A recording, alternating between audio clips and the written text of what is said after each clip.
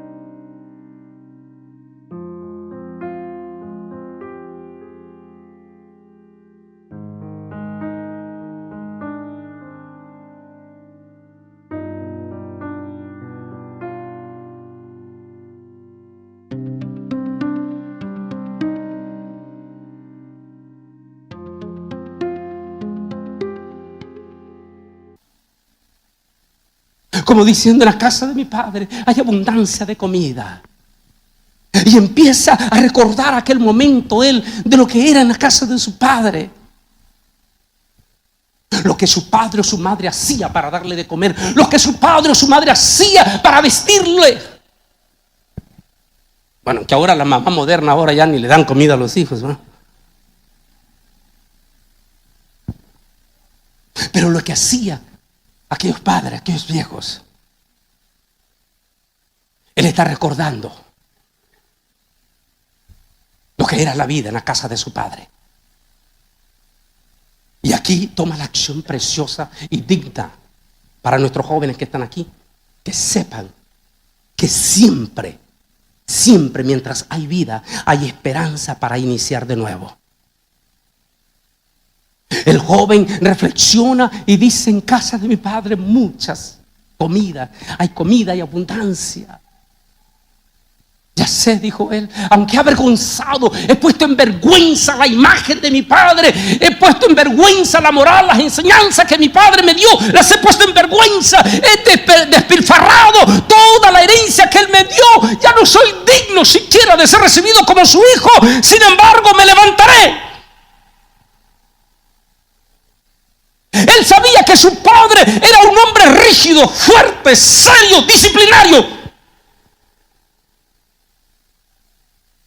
Por eso el pensamiento de él pensó: mi padre está muy enojado por todo lo que yo he hecho,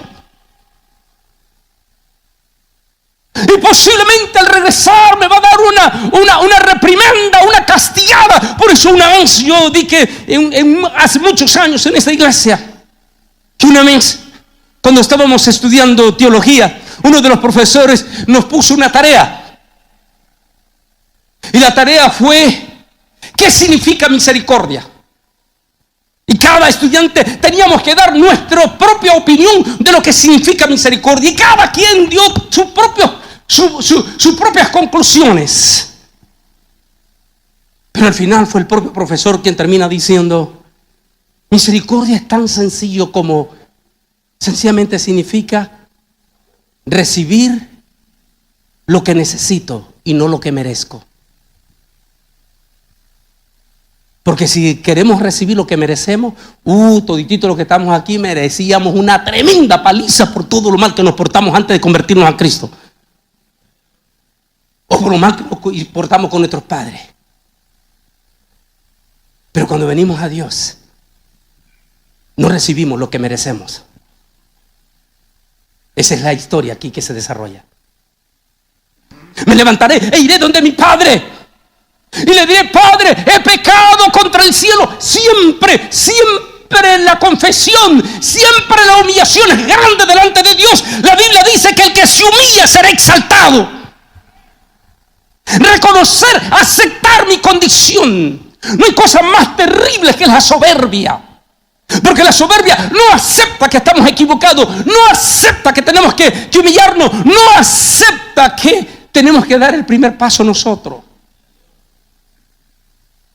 Esa es la gravedad cuando en las iglesias los hermanos se pelean los unos a los otros, y aquel hermano y el otro hermano se sientan al otro lado de la banca y el otro al otro lado de la banca, y hasta que él no me pida perdón, yo no lo saludo.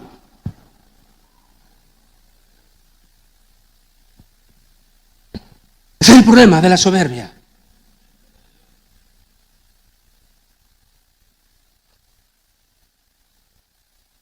Y ese es el punto lindo en este joven, los puntos buenos de él. Reconoce, punto número 1, reconoce su condición espiritual. Punto número 2, no solamente reconoce, sino que toma acción. ¿Cuál fue la acción? Me levantaré e iré donde mi padre, volveré donde mi padre. Se levantó, tiró la canasta de las algarrobas, lo tiró, le renunció a su patrón y se regresó a casa. Esta vez ya no venía como se fue cuando lo vimos en la primera imagen, en aquel caballo hermoso, bonito y todo. Esta vez viene todo destrapajoso, posiblemente bien melenudo y embarbudo, todo sucio. Y muchas veces cuando vamos a Beersheba, porque esta historia se desarrolla en Beersheba. Beersheba es el desierto de Israel, en el corazón de Israel. Y allí me lo llevo yo. Y posiblemente, disculpa que me siente aquí, posiblemente todas las tardes, aquel anciano padre se sentaba al atardecer en el desierto. Se sentaba en una silla, posiblemente con sus ojos lagrimosos. Cada tarde se sentaba al atardecer, al ocaso del día, esperando entre el viento y la arena ver la imagen de su hijo. Para todos sus empleados, su hijo estaba muerto. Posiblemente ya no había memoria para todos los empleados de la casa de su hijo. Pero para aquel anciano padre, su hijo no estaba.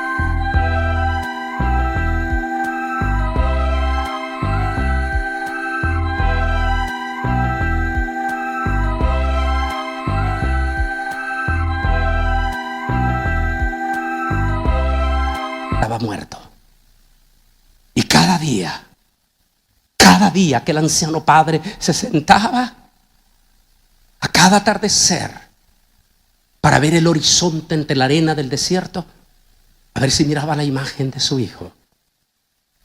Y allí pensemos que el anciano está sentado, cuando de momento, entre el atardecer y entre el viento y la arena, ve venir la imagen de un forastero. Ninguno de los empleados lo hubiera conocido. Pero para un padre, no importa cómo ande vestido su hijo o su hija, siempre va a ser su hijo, siempre va a ser su hija, y siempre lo va a reconocer. Y cuando lo ve venir a lo lejos, aquel anciano padre se levanta y sale corriendo. Me imagino que haber impactado a todos sus empleados.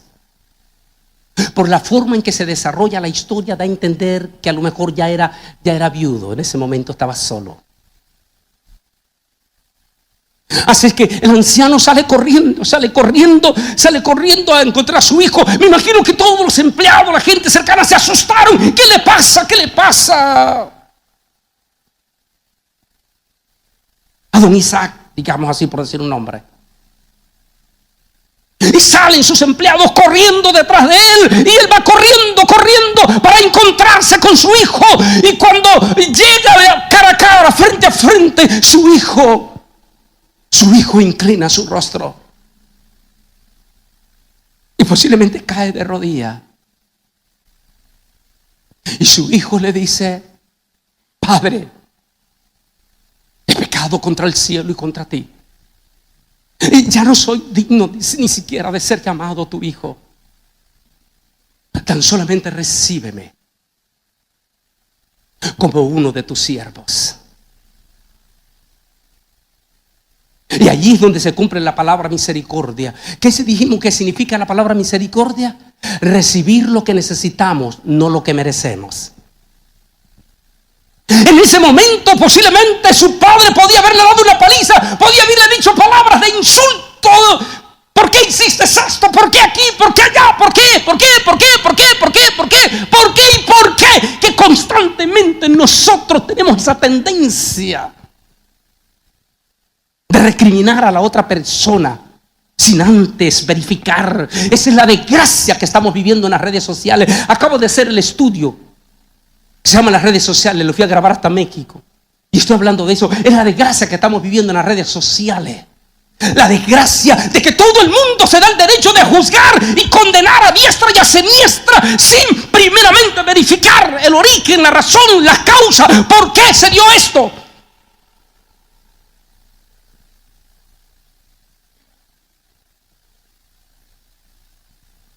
Y muchos nos cobijamos como la palabra misericordia. Eso no es misericordia, eso se llama crueldad. Cuando actuamos crueles, cuando condenamos, cuando juzgamos sin antes preguntar las causas. Una vez compartí una anécdota aquí diciendo que en cierta ocasión venía un tren y venía un señor con un niño recién nacido. Y el niño lloraba y aquel padre hacía hasta lo imposible para que el niño no siguiera llorando, hasta que alguien se levantó y dijo: oiga, señor, tápale la boca aunque sea con un trapo a ese niño para que no deje dormir a los demás, y si no, traiga a su madre que le venga a dar el pecho.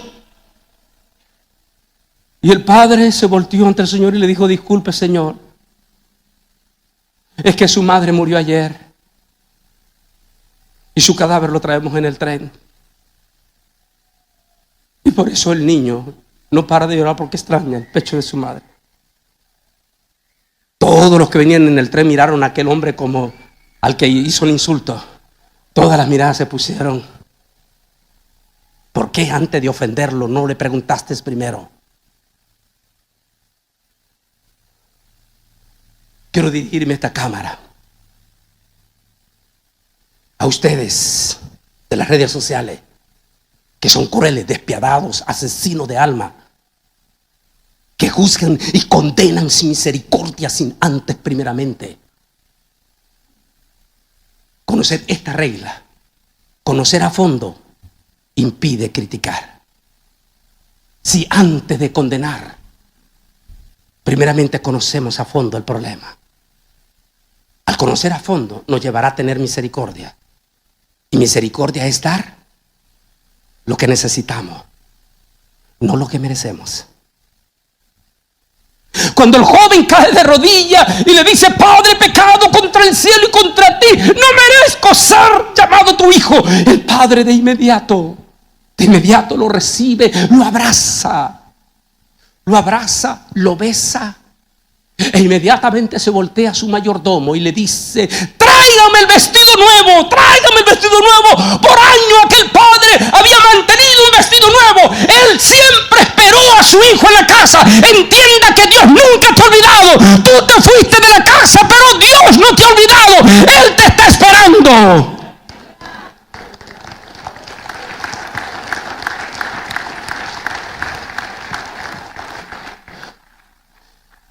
Traigan el vestido nuevo y vístanlo. Y luego dijo: mata el becerro. ¡Wow! ¡Qué lindo! Aquel anciano había mantenido un becerro, el mejor becerro, lo mantenía esperándolo para una gran fiesta. En la corazonada de padre, él tenía la esperanza que su hijo iba a regresar. Maten el becerro, el torito, el buey, como le llama usted, el novillo. Mátenlo y declaren fiesta, día suelto. Todos los trabajadores, nadie va a trabajar. Declaren fiesta y hagan esa carne asada al estilo mexicano. Cabrito y todo eso ahí. Y esta es la primera parte de la historia. Pero aquí viene la segunda parte de la historia. Por favor, leamos Lucas 15, 25, 28. Anótelo si quiere allí para que no se le olvide. Y cuéntesela, compártala a sus hijos. Esta historia. El hijo mayor estaba en el campo. Al regresar cerca ya de la casa, oyó la música y la danza. Y llamando a uno de los criados les preguntó qué era aquello. El criado le dijo: tu hermano ha regresado y tu padre ha hecho matar el becerro gordo por haberlo recibido bueno y sano. Entonces se enojó y no quería entrar. Salió por tanto su padre y le rogara que entrara. Esta es la otra parte de esa historia linda. Recuerda que eran dos hermanos, el menor y el mayor. Por alguna razón, a la hora de la llegada del hermano menor, a la hora del regreso del hermano menor, su hermano mayor estaba fuera de la casa en alguna diligencia. Así es que él no se entera del regreso de su hermano. Cuando él viene de regreso para la casa, antes de llegar a la casa, escucha el bullicio, la algarabía, la fiesta.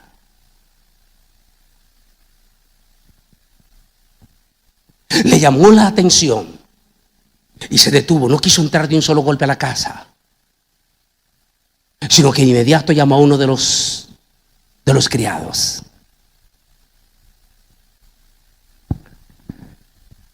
De lo que quiero resaltar en esta parábola es la actitud egoísta del hermano mayor del hijo pródigo. Muy pocas veces escuchamos a nuestros predicadores hacer comentarios sobre esta actitud. Y la verdad, mientras venía en el vuelo que dura un poco más de 4 horas, me puse a meditar en las actitudes de este hermano mayor. Y me gustaría que ustedes saquen sus propias conclusiones de las partes negativas de él, de acuerdo al análisis que a continuación les expongo. El mensaje central era desenmascarar la hipocresía de los fariseos en la parábola que Jesús está lanzando en este momento, que hacía alarde de su enorme religiosidad. Ese es el mensaje de la parábola de Jesús. De ese mundo que quiero hablar, un mundo ultra religioso. que hacían alarde de su enorme religiosidad, pero eran incapaces de sentir pasión por el rescate de las almas perdidas. Hoy, 2000 años después, parece que la historia no ha cambiado mucho. Pues seguimos teniendo fariseos disfrazados de evangélicos que están más interesados en defender sus famosas visiones y conceptos humanos, o mejor dicho, mandamientos de sus líderes, que la pasión por ganar almas para el reino de Jesús. La religiosidad, la pura religiosidad, a veces nos vuelve catastróficamente puros fariseos. Y nos vuelve cementerio de ciertos grupitos sociales en la iglesia. Eso es sumamente peligroso. En la iglesia no venimos necesariamente para tener pseudo grupitos sociales, sino que a la iglesia venimos para convivir todos, sin importar su condición social.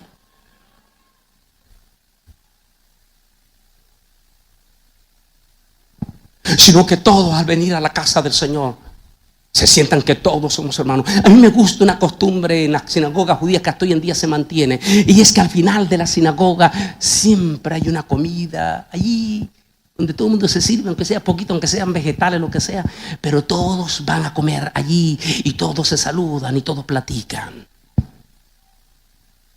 La idea de venir a la iglesia, que es donde viene la palabra sinagoga, la idea no solamente venir a adorar a Dios, sino también socializar.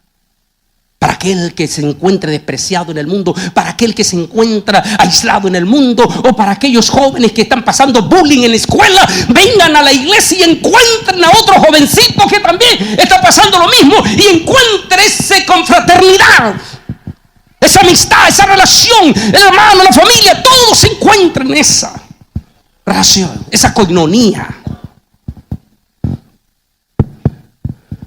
Pero a veces la religiosidad nos lleva a segmentarnos. Esa era la situación que estaba pasando Israel con los grupos religiosos. Habían dos grupos religiosos: los ultraliberales y los ultra conservadores. Y a ellos está dirigido este mensaje, a los extremos. Cuando se pierde la pasión por las almas,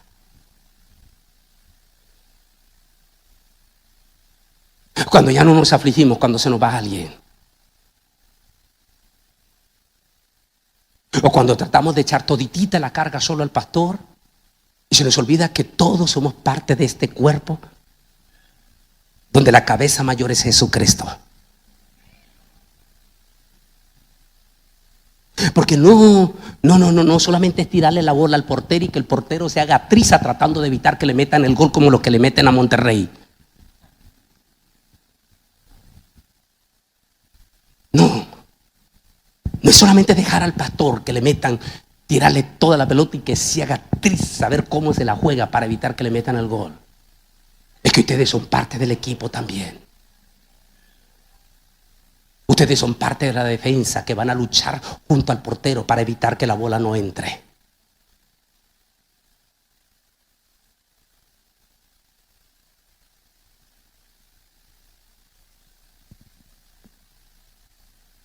Así que cuando desde el liderazgo hasta el menor no sentimos pasión por el alma que se va, entonces estamos mal.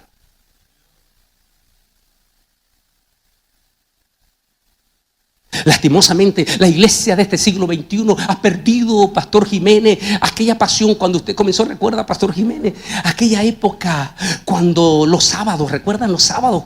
En los cultos había esa canastita, una canastita a la mano derecha, otra a la izquierda, se llamaba la canasta del amor. Y cada hermanito traía una librita de arroz, una librita de frijoles, una librita de aceite, tortillitas, cafecito, y llenaban esa canasta. Y cada domingo el pastor donaba esa canasta a una de las familias más pobres, necesitadas de la iglesia. Era costumbre, en todo lado, esa era la canasta del amor. Cuando llegaba el lunes o el martes, se reunía el consejo, el pastor y sus líderes se reunían. Todo el mundo se daba cuenta que la hermana Juanita no había venido ese domingo a la iglesia. Y se preguntaban, y la hermana Juanita, y hermana Juanita, ¿por qué no vino? Y de inmediato se tomaba la decisión de, como en aquel entonces no teníamos celular, así que hacíamos visita a las casas. Y de inmediato, si el pastor no podía, comisionaba a alguien del Olivo, algún hermano conocido y todo, vaya a visitar a la hermana Juanita a ver qué le pasó.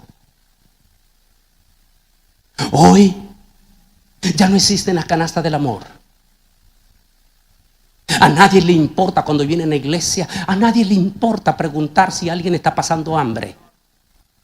A nadie le importa. Hemos perdido esa pasión. Somos excelentes religiosos. Cantamos, saltamos, brincamos y hasta ayunamos, pero a nadie nos importa lo que le esté pasando a los demás.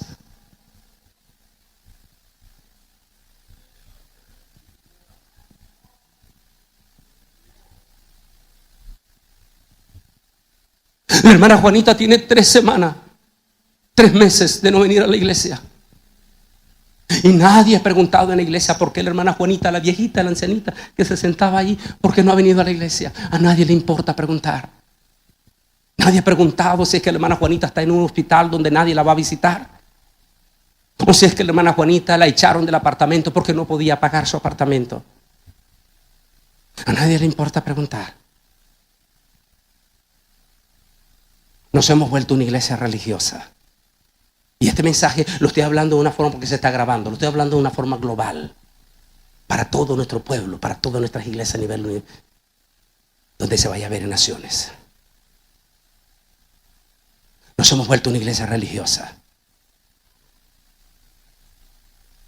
Una iglesia, como vamos a decir en algunas de las cosas que tengo más adelante aquí escrita. Por favor, déjeme terminar esta parte.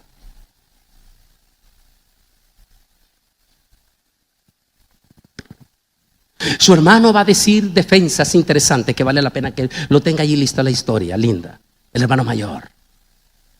Va a ser alarde de su religiosidad, va a ser alarde de su santidad, va a ser alarde de toda su fidelidad.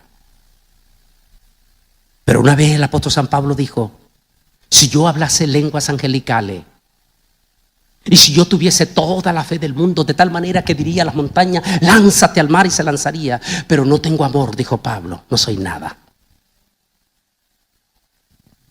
Romanos capítulo 1 de Corintios 13. Tenemos 2 grupos de fariseos.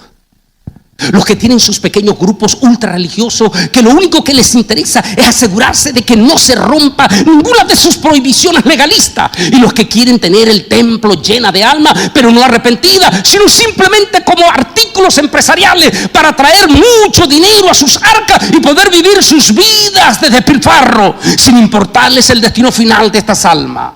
Que por cierto, cuando algunas de estas almas encuentran la verdad, ellos se enojan profundamente.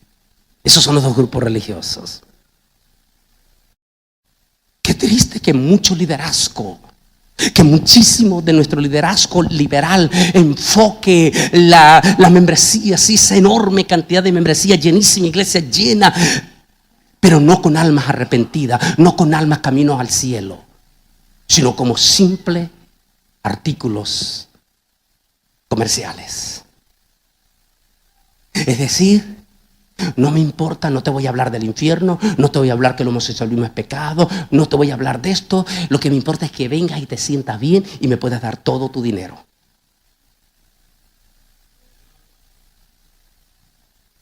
Pero también está esa parte legalista, ese ultralegalismo cruel, despiadado, que condena, que destruye. Como lo que hablábamos en la parte que me dirigía a la cámara. Que pierde toda sensibilidad, que lo único que le interesa es defender sus conceptos religiosos. Que muchas veces de ellos son sencillamente puras costumbres, que en algunos casos son buenos, pero que en otros casos se vuelven extremos. Entonces se enojó y no quería entrar. Y salió por tanto su padre y le rogaba que entrara. La fiesta se había realizado muy rápido por lo inesperada llegada del hermano menor indisciplinado. De modo que al llegar el hermano mayor del campo se encuentra con un bullicio de júbilo. Y de inmediato indagó a qué se debía este júbilo. ¿A qué se debía esta fiesta? Y por supuesto, siempre hay quienes están listos para dar las noticias con lujo de detalle y provocar con ellos reacciones de envidia. Ay, qué triste es eso. Porque siempre lo vamos a tener. ¡Ah! Regresa. ¡Ay, ya regresó el hermanito aquel! Mira. Sí. El que se anduvo portando bien mal. Y míralo, ya lo tiene yo, ve tocando.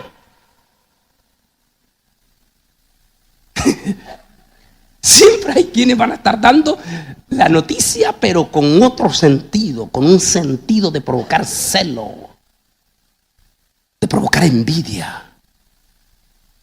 No dar la noticia de gozo, sí, que era la posición que debió haber sido este criado, decirle: ¿qué pasa? Diga el hermano recién, ¿qué está pasando aquí?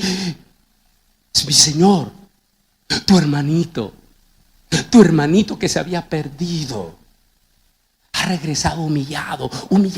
Tal vez hubiera cambiado la opinión del joven. No, pero el otro también adelantó. No, tu hermano, sí, el sinvergüenza ese regresó y mira, en lugar de darle una reprimenda a tu padre, lo recibió con bombos y platillos. Despertó el celo, resentimiento. Debemos de